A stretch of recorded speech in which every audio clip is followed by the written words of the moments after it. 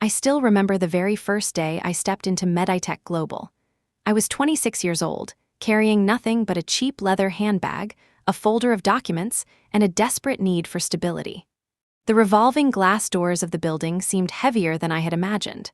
The morning sunlight reflected off the steel frame of the tower, and for a second I wondered if I belonged there at all. But I pushed forward.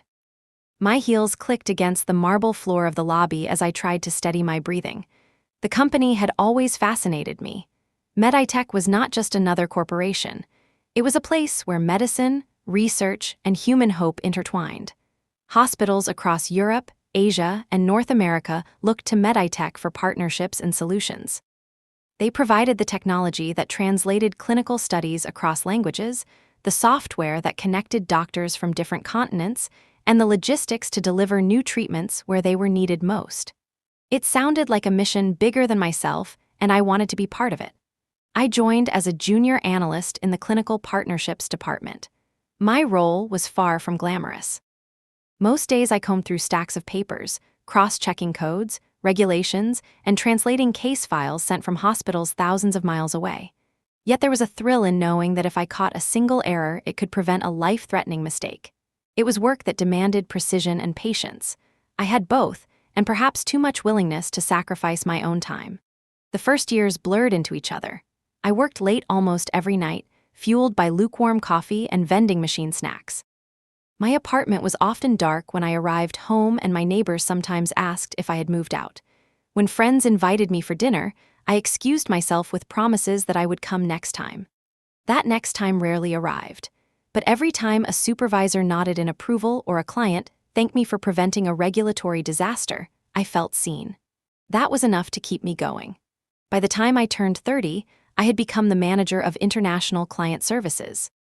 The promotion was not simply a title. It was the recognition of years of silent loyalty. I built a small team, trained them with everything I had learned, and watched them flourish. They trusted me. They knew I would defend them in front of senior executives, and in return they worked with me through nights when deadlines were impossible. We celebrated birthdays with cheap cakes from the corner bakery, laughed over inside jokes no one outside our department would understand, and sometimes cried quietly in the break room when projects collapsed. We were more than coworkers. We were a family built inside those walls. My personal life, however, was another story. My husband grew tired of dinners eaten alone and anniversaries forgot. He once said to me, half joking, that I was married to the company. He was right, though I did not admit it at the time. When the divorce papers came, I sat at my desk staring at the signature line while balancing a call with a hospital director in Zurich. I told myself that sacrifice was the price of ambition. The company needed me more than anyone else did. That was how I soothed the ache in my chest at night. Looking back, I realize I built my entire identity around Meditech. Every success, every failure, every ounce of energy was tied to those glass towers.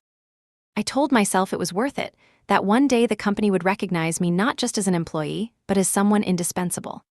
At the center of it all was Mr. David Cole, the founder and CEO. He was a man of quiet authority, not the kind who shouted in boardrooms, but the kind whose silence demanded respect. He noticed things others ignored. Once, during my third year, he passed me in the corridor while I was carrying a stack of reports almost taller than myself. He stopped, held the elevator door, and said, "You remind me of myself when I was young. Do not let anyone underestimate the work you do. It may not shine under the lights, but it keeps the whole machine alive." Those words carried me through countless sleepless nights. The years that followed only deepened my devotion. Meditech became the place where I poured all my strength, all my hours, all the love I had once reserved for a family. When my mother grew ill and I spent days in the hospital with her, I still carried my laptop and answered emails from her bedside. I told her I could not afford to fall behind. She smiled weakly and said she understood, though I later realized she wished for more of me than the company allowed. 12 years passed like that. 12 years of sacrifice, of loyalty, of becoming the quiet backbone of a department that no one outside truly saw. But I did not resent it. I believed that in the long run, loyalty and dedication would be rewarded. I thought that people like me, the ones who held the company together from behind the scenes, would always have a place. I did not know then how fragile it all was, how quickly a single arrogant decision could erase 12 years as if they had never happened. The shift in the company began quietly, like a change in the weather that you do not notice until the storm is already overhead. At first, it was only whispers in the corridors, fragments of conversation drifting through the break room. People said Mr. David Cole was preparing to step back from daily operations. His health was not what it used to be. He wanted to spend more time with his family, especially his grandchildren. For most of us, this news brought a mix of sadness and admiration. Mr. Cole had built Meditech from a 2-room office into a global powerhouse. He had earned the right to rest. Still, the thought of him no longer guiding the company felt like losing a compass. Then came the announcement. The new chief executive officer would be his son, Alex Cole. I still remember the first time I heard that name mentioned in a serious tone. My colleague Marissa leaned across her desk and whispered, "Have you ever met him?" I shook my head. She smirked. "Consider yourself lucky." Rumors about Alex had floated for years. Some said he was brilliant but reckless. Others said he lived off his father's money, spending more time in luxury resorts than in boardrooms. I did not know what to believe, so I reserved judgment. Perhaps he had been preparing quietly, waiting for his chance to prove himself. The first time I saw him in person was during the official introduction. All staff were gathered in the main auditorium. Mr. Cole, though visibly tired, stood tall as he spoke about the future. He thanked us for our loyalty, for building the company alongside him. Then he gestured to the side of the stage. "Please welcome your new chief executive officer, Alex Cole." A tall man in his early 30s walked out, wearing a designer suit that looked more suited to a fashion runway than a corporate stage. His smile was practiced, the kind that shows teeth but hides intent. He spoke confidently, almost too confidently. He used words like transformation, innovation, and youth. He talked about trimming unnecessary weight and refreshing the company image. The audience clapped politely, but the atmosphere was uneasy. I watched him closely. His eyes did not wander over the employees with gratitude. They scanned the room as if searching for weaknesses. When his gaze swept across my row, I felt an unexpected chill. There was no recognition, no warmth, just calculation. In the days that followed, small but significant changes began. Departments received memos about restructuring. Projects were halted without explanation. Senior managers were summoned for private meetings and came out pale-faced and tight-lipped. The familiar rhythm of the office faltered. One morning, as I poured coffee in the break room, I heard 2 junior analysts whispering. They said Alex wanted to bring in his own people, friends from business school and acquaintances from social circles. They said long-time employees might soon find themselves obsolete. When they noticed me, they fell silent. I smiled reassuringly, though inside a knot tightened in my chest. It was not fear of losing my job that unsettled me. It was the thought that everything we had built, all the trust and sweat of 12 years, could be dismissed by someone who had not lived even a fraction of it. Still, I told myself to be patient. Perhaps Alex only needed time to adjust. Perhaps his father's wisdom would guide him. After all, Mr. Cole still held the title of chairman. Surely he would not allow his son to dismantle the company so carelessly. But beneath that hope, a quiet unease grew. And I could not yet see that the unease would soon transform into something far darker, something that would rip apart the life I had built inside those walls.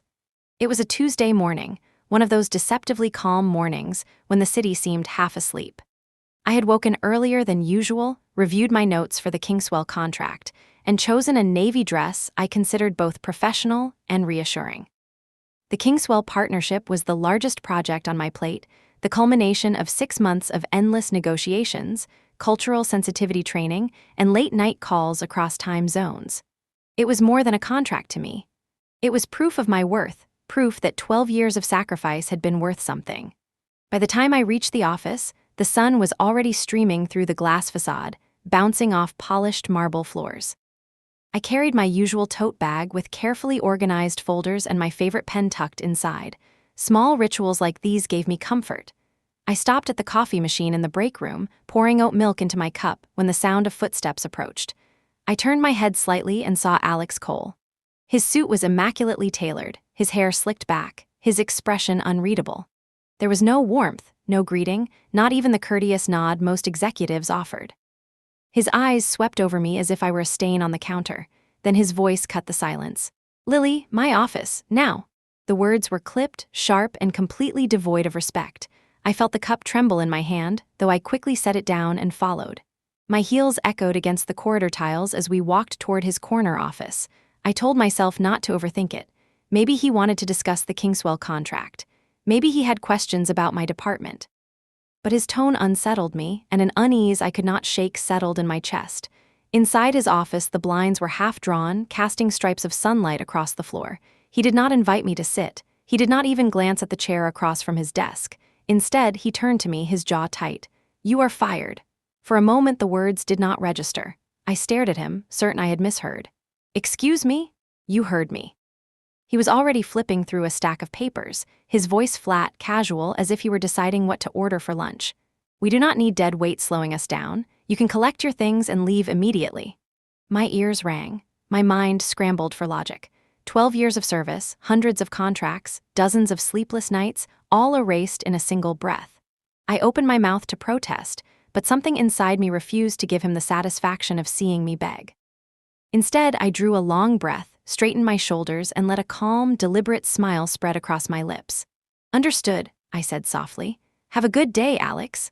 I turned before he could respond, walking out with steady steps though my legs felt like glass about to shatter. The open floor was unusually quiet as I crossed it. My team, the very people I had hired and trained, looked up in alarm. Marissa rose halfway from her seat. Daniel's mouth opened as if to ask a question. Others stared, confusion etched on their faces. I gave the slightest shake of my head. Do not make this harder than it already is." Back at my desk, I pulled a cardboard box from the supply cabinet and began to pack. My hands moved slowly, carefully, as if handling fragile glass.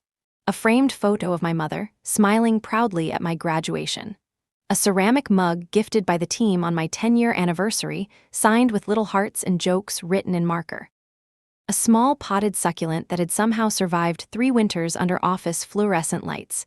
Each item felt heavier than it should have, as though soaked in the years of my devotion. The silence in the room pressed in on me. Every so often I felt the weight of my colleagues' eyes on my back, but none dared speak. The air was thick with unasked questions. As I carried the box to the elevator, I glanced once more across the floor. My desk was empty now, a barren space that erased me as easily as Alex had with his words. 12 years reduced to nothing more than an empty chair. Driving home was a blur. The streets passed in streaks of light and shadow while my thoughts roared louder than the traffic. 12 years. 12 years of late nights, weekends sacrificed, birthdays missed, phone calls answered at hospital bedsides. 12 years of swallowing my pride, of working harder each time someone doubted me. And now, nothing. When I entered my apartment, the silence felt suffocating. I placed the box on the table and sank onto the couch. My hands trembled, and for the first time that day tears threatened to spill. Yet even then, I felt something stranger than sorrow. Not anger, not yet. It was a curiosity. Why had he done it so abruptly? Why dismiss me just days before the Kingswell deal, the contract I alone had nurtured? Did he not realize the importance? Did he even know that my signature was written into the agreement itself? I tried to sleep that night, but the ceiling above me seemed to whisper his words again and again. "You are fired. You are fired. You are fired."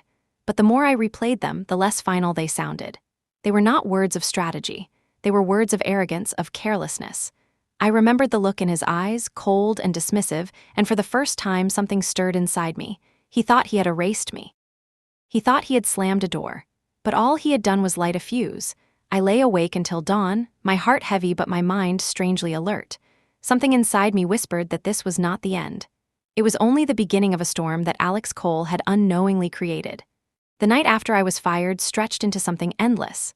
I had closed the curtains in my apartment, but the city lights still bled through, fractured into thin streaks across the ceiling. I lay on my back, eyes wide open, listening to the sound of my own breath. Every time I closed my eyes, I saw Alex's expression, indifferent and detached, as though my life had been nothing more than a line item on his morning schedule.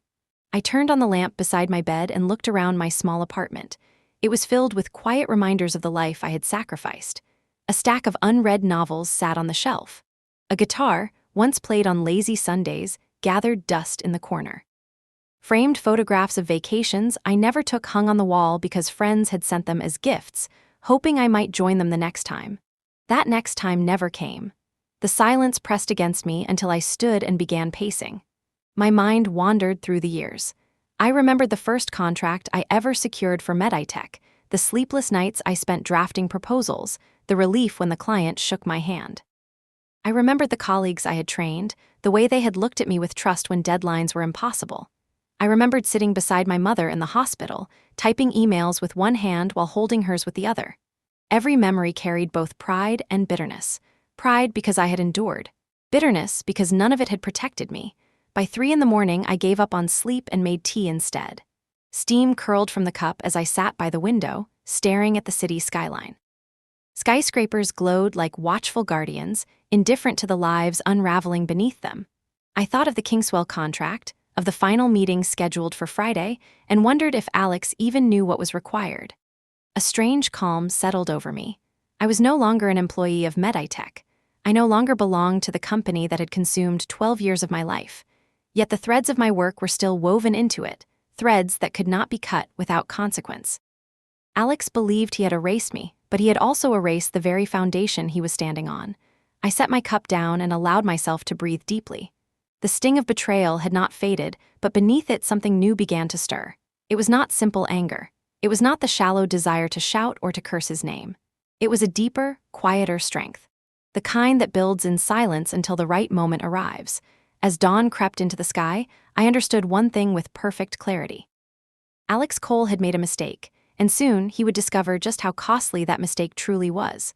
The morning after that sleepless night, I sat at my kitchen table with a mug of untouched coffee cooling by my hand. My phone buzzed against the wood. The number on the screen was unfamiliar. For a moment, I considered ignoring it. I had no energy left for polite conversations or awkward questions, but something inside urged me to answer. "Hello?" The voice on the other end made my chest tight. "Lily, this is David Cole." I froze, the real chief executive, the founder, the man who had once told me never to let anyone underestimate the work I did. "Mr. Cole," I managed, though my throat felt dry. "I just walked into the office," he said, his tone sharp with restrained anger. "And your desk is empty. What happened?" I swallowed hard. "Your son fired me yesterday." There was silence on the line, followed by the sound of a sharp inhale. "He did what?" "He said I was lazy. That I was no longer needed." My words trembled despite my effort to steady them. On the other end of the line, I heard papers rustling, then the slam of something heavy on a desk. When he spoke again, his voice was low and deliberate. "Did he read your contract?" My brow furrowed. "What do you mean?" "He was supposed to finalize the Kingswell deal today. The contract is clear. You are the only authorized negotiator for that partnership. No one else can close it." Not legally, not ethically, not even practically. The room around me seemed to tilt. My hand tightened around the phone. "You mean he cannot finish the deal without me?" "That is exactly what I mean," Mr. Cole said. "That clause was added after the disaster with Steel Ridge. I insisted that only one trusted negotiator be given final authority. That negotiator is you. Without your presence, the entire agreement collapses." A slow burning realization spread through me. Alex had fired me without even reading the contract. In his arrogance, he had removed the one person who could secure the most important deal of his career. I leaned back in my chair, the bitter taste of irony filling my mouth. After 12 years of being dismissed, overlooked, and undervalued, the very contract they had once forced me to fight for was now my shield. On the other end of the line, Mr. Cole said nothing more. The silence itself was heavy, thick with fury he could barely contain. Then the line clicked, leaving me alone with the sound of my own pulse. I stared out the window at the waking city. The betrayal still hurt, but beneath it I felt something entirely new: control. Alex had pulled the trigger far too quickly, and now the gun was pointed at himself. I did not have to wait long to see the consequences of Alex's arrogance.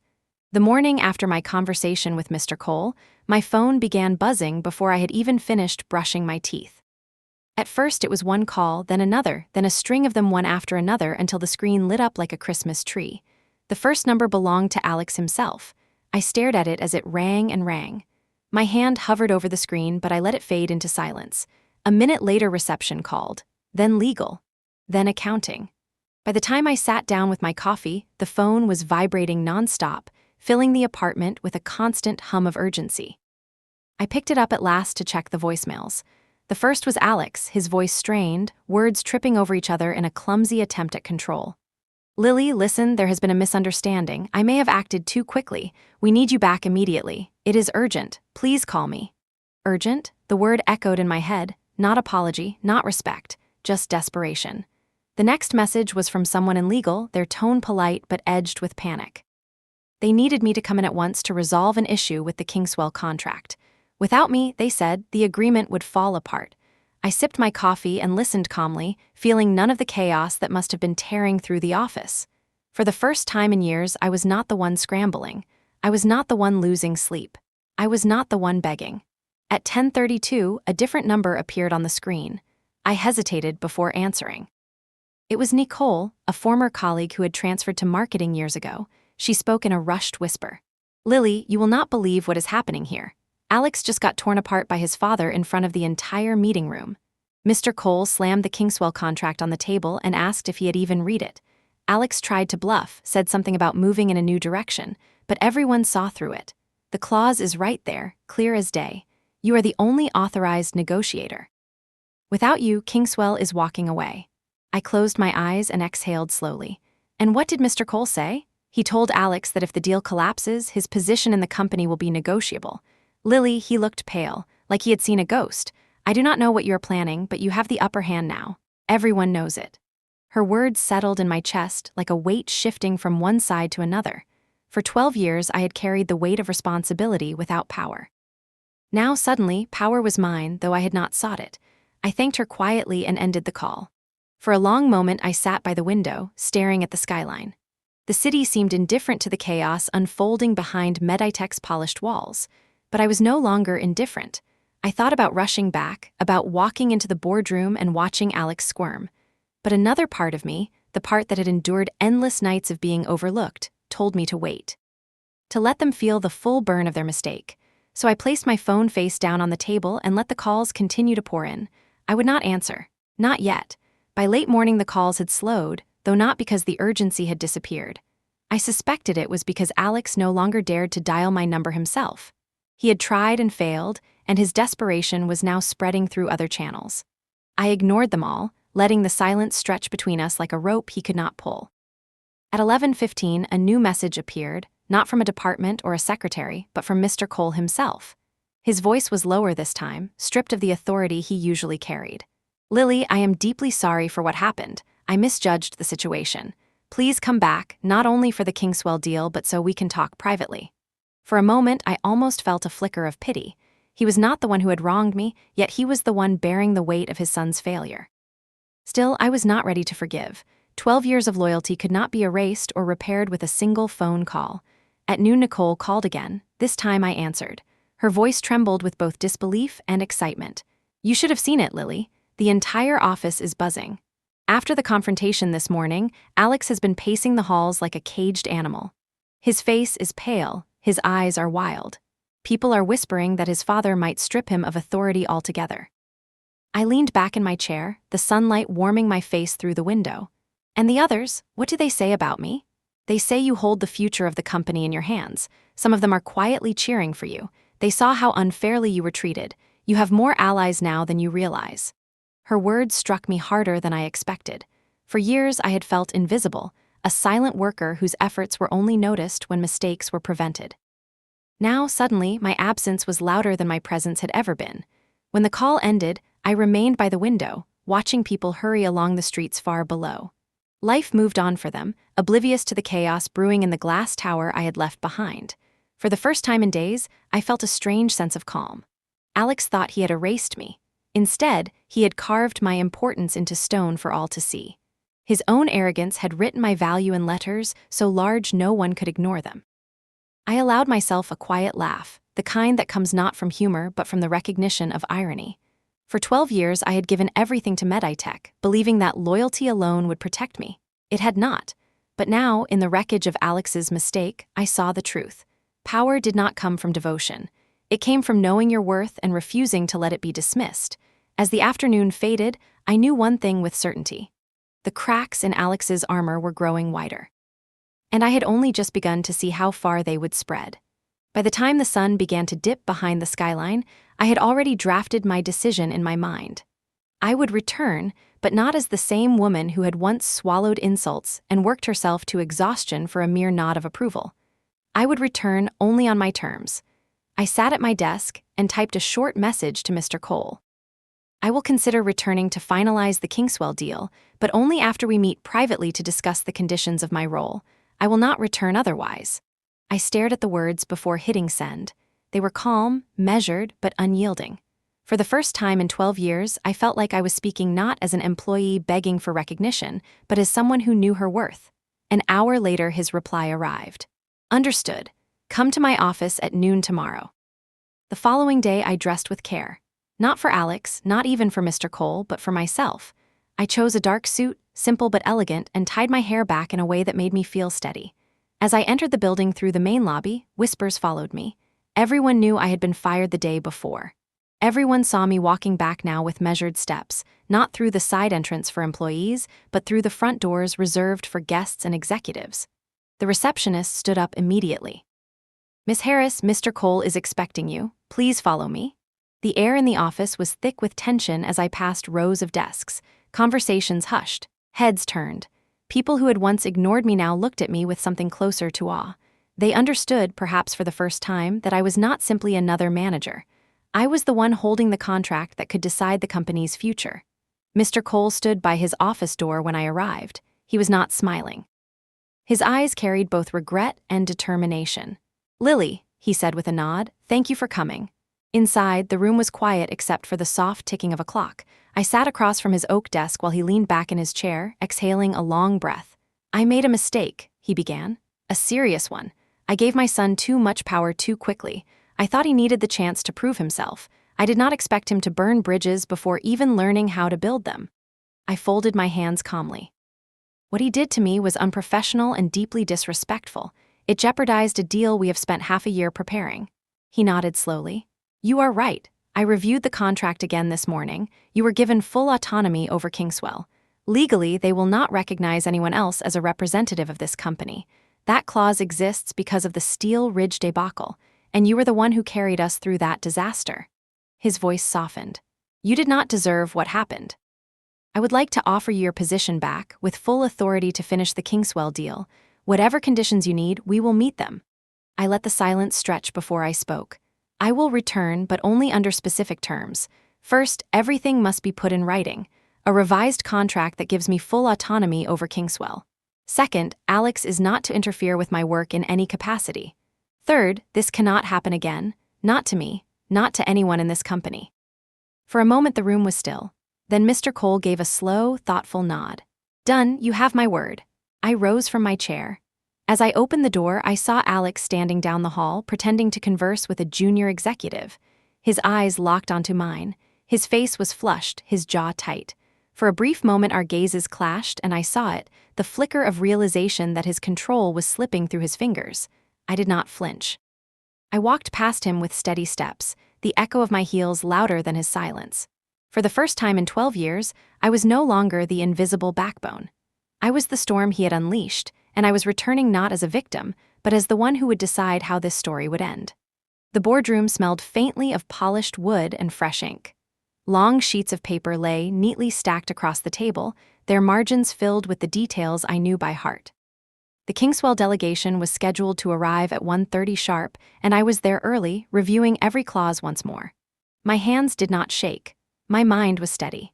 It was as if the sleepless nights, the humiliation, the weeks of sacrifice had all crystallized into this single moment. Through the glass wall of the room, I could see Alex pacing in the corridor. His tie hung loosely as though it were strangling him. His face was flushed, his eyes darting nervously. Every few minutes he muttered something to an assistant who scribbled notes with shaking hands. The sight almost made me laugh. The man who had dismissed me so coldly now looked like a boy cornered by his own arrogance. Mr. Cole entered the boardroom shortly before the guests arrived. His expression was calm but grave. He gave me a nod, one that carried both apology and trust. Without words, he was telling me, "This is yours now. Do what you do best." At 1:30 sharp, the doors opened and the Kingswell delegation stepped in. Their chief executive, Mr. Abbas, walked at the front. A man of quiet authority, he valued precision above charm, and I had spent months studying his ways of negotiation. When I greeted him in Arabic, his stern face softened for a brief second into a smile. "You remembered," he said warmly. "Respect goes a long way," I replied. The meeting began. Voices filled the room, papers shuffled, clauses were reviewed line by line. Where others might have grown restless, I thrived. Every question Mr. Abbas posed I answered with clarity. Every hesitation from his team I countered with facts, examples, and understanding. The room pulsed with the rhythm of negotiation, and I was at the center, steady and unwavering. Through the glass, I could still see Alex pacing, his frustration visible to anyone who cared to look. Twice he tried to enter the room, only to be intercepted by his father with a raised hand. Their muffled voices carried into the boardroom, but I did not allow myself to glance their way. My focus remained entirely on Kingswell. 2 hours later, when the final signatures were placed on paper, Mr. Abbas clasped my hand firmly. "This is the beginning of something historic," he said. I allowed myself a deep breath. It was done. After the delegation departed, the room emptied except for Mr. Cole and me. He looked at me with genuine relief. "You saved us," he said quietly. I met his gaze steadily. "You do not owe me an apology, Mr. Cole. You owe this company a leader who knows the difference between power and responsibility." He held my eyes for a long moment before nodding. As I left the boardroom, Alex stood at the end of the corridor. His face was crimson, his fists clenched at his sides. He tried to meet my eyes with anger, but beneath the rage I saw something deeper, fear. He understood in that instant that the ground beneath him was slipping away, and there was nothing he could do to stop it. I walked past him without a word, the sound of my heels striking the marble floor like the tolling of a bell. Not for me, but for him. For a brief moment after the Kingswell signing, the air in the office seemed lighter. People smiled more freely in the hallways, laughter returned to the break room, and for the first time in months I sensed hope among my colleagues. The deal had not only saved the company's reputation, it had reminded people that competence and loyalty still mattered. But beneath the surface, I felt another current moving, darker and quieter. Alex had disappeared from the public eye after the meeting, his face flushed with humiliation. Yet I knew men like him did not simply vanish. They retreated, regrouped, and returned with sharper weapons. The first sign came a week later. My travel reimbursement for the Kingswell negotiations, normally processed within 2 days, was delayed without explanation. When I inquired, the finance department told me the forms had been misplaced. A week after that, a project proposal I had submitted returned to my desk unsigned, though it had been complete. The excuse was that it had been overlooked. Then something far more serious happened. An email containing incorrect client information was flagged by our partners overseas. It had been sent from my account. My stomach dropped when I saw the forwarded message. I knew instantly I had never written it. I reported the incident to the internal systems team. After a thorough check, they confirmed what I already feared. The email had originated from inside the office using my credentials. No sign of external hacking. Someone within these walls had accessed my account. I knew exactly who was behind it. From then on, I began documenting everything. Every irregularity, every delay, every suspicious error that could not be traced back to me. I kept a private notebook where I recorded times, dates, and names. I had learned long ago that emotions held little power in environments like this. Evidence was stronger than anger. One evening, as I walked past a conference room, I overheard Alex's voice. It was raised, sharp, dripping with venom. "She is unstable," he said. "Ever since she came back, she has been erratic, aggressive. I do not think she is fit to manage high-pressure clients. We should start considering succession planning for client services." Another voice responded cautiously. "But the Kingswell deal, she pulled it off under impossible pressure." "She got lucky," Alex snapped. "We cannot run a company on luck." I froze outside the door, my blood running cold. He was planting seeds again, slowly poisoning my reputation just as he had tried to do with others before me. That night I stayed late, the office nearly empty, the city lights casting long shadows through the glass walls. I sat alone with my notebook open, staring at the list of incidents I had recorded. My chest was heavy, but not with fear, with certainty. Alex was moving against me, and sooner or later he would overreach. I whispered to myself in the quiet room, a promise I knew I would keep. "This time you will not win." The atmosphere in the office shifted again, but this time it was not relief or hope. It was fear. Conversations hushed when I walked by, eyes darted away too quickly, and a nervous silence filled the halls. Mr. Cole had quietly launched an internal audit. Files were being pulled, computers checked, and whispers of misconduct spread like wildfire. One Thursday morning, I was summoned to the temporary audit office, a storage room hastily converted into a war room. Papers were stacked high, computer screens glowed with rows of digital logs, and on the whiteboard lines of timelines and usernames sprawled like veins. David, the lead auditor, greeted me with a firm nod. "Thank you for coming, Lily. We need to ask you a few questions. He pulled up a file on the screen. This email. It came from your account, but we traced it to a shared workstation near the break room. The login credentials were entered manually. Someone had copied your details. I clenched my jaw, so it was internal. Yes, he said, and not just once. We found several irregularities, spreadsheets altered, approvals removed, all linked to logins that used your credentials. In many cases, the access came through the account of Alex Cole's assistant. My chest tightened, though I had expected nothing less. So what happens now? David hesitated. Mr. Cole has asked us to present everything directly to him. No filters. The meeting was scheduled for the following morning. I arrived early, the boardroom empty except for Mr. Cole staring out the window. He looked older than I had ever seen him, his shoulders heavy with the weight of both father and leader. One by one the auditors entered, then finally Alex. He strolled in 10 minutes late, phone in hand, a practiced smirk on his lips. When he saw me already seated, the smirk faltered. She is not part of this committee, he said sharply. She is here at my request, Mr. Cole replied without turning. The auditors began their presentation, laying out the timeline, the altered emails, the tampered spreadsheets. Each piece of evidence traced back to the same place, Alex's circle. That is ridiculous, Alex scoffed. She is bitter because I let her go. Now she is twisting everything to make me look guilty. I leaned forward, my voice steady. You did not let me go, Alex. You sabotaged me. And in doing so, you nearly destroyed the largest deal this company has secured in 5 years. For the first time, Alex's mask cracked, his face flushed, his hands tightened into fists. You think you can replace me? He spat. Mr. Cole finally turned from the window, his voice cold. I gave you chance after chance. Instead of leading, you tore down the very people holding this company together. I wanted to believe you could grow. But all I see is a man willing to burn everything just to feed his pride. The silence that followed was heavy, final. Effective immediately, Mr. Cole said. You are suspended. The board will decide the rest. Alex opened his mouth, but no words came. His eyes flicked to me one last time, not with rage now, but disbelief. Then he walked out, his footsteps echoing down the corridor like the closing of a chapter. I remained seated, my notebook still open in front of me. For the first time in weeks, the weight in my chest lifted. The shadow war was over. The mask had been torn away. 2 weeks passed after the audit meeting, but the echoes of that morning lingered in every corner of the building. Alex never returned. The board moved quickly, and the evidence was far too strong to ignore.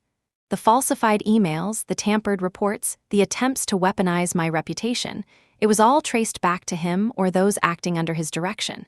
His suspension became termination. There was no press release, no proud announcement, only a quiet note of misconduct and a backdoor exit from corporate history. Yet word spread as it always does.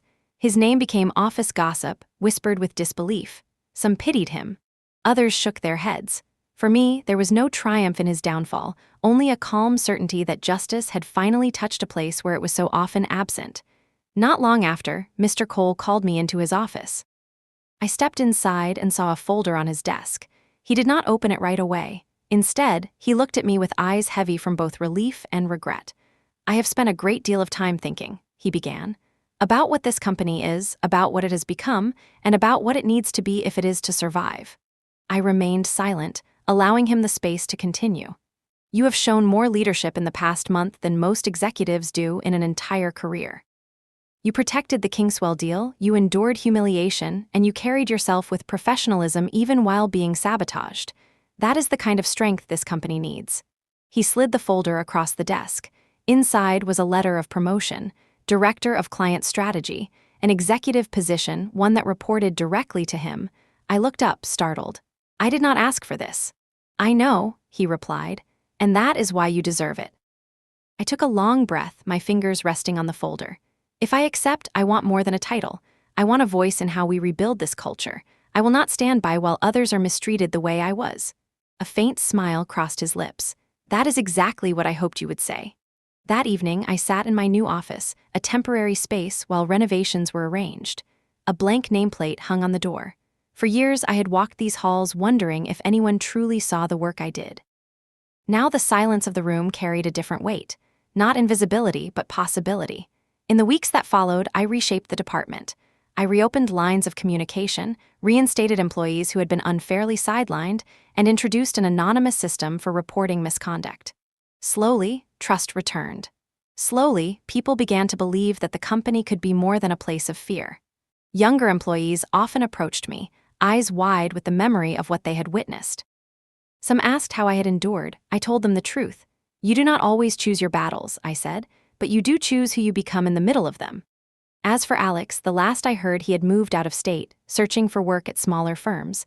His reputation followed him like a shadow. Some whispered that his father had quietly softened the blow, pulling strings to spare him complete disgrace. Perhaps that was a father's final act of love. I did not ask. I did not need to know. One afternoon, as I walked past the glass wall where the Kingswell negotiations had once taken place, I paused. The room was empty now, but I could still feel the weight of that day. The humiliation, the betrayal, the phone calls, the triumph, and I realized something simple yet powerful. The turning point had not been the day I signed the deal or the day Alex was unmasked. The true turning point had been the moment I walked out of his office, calm and deliberate, refusing to beg.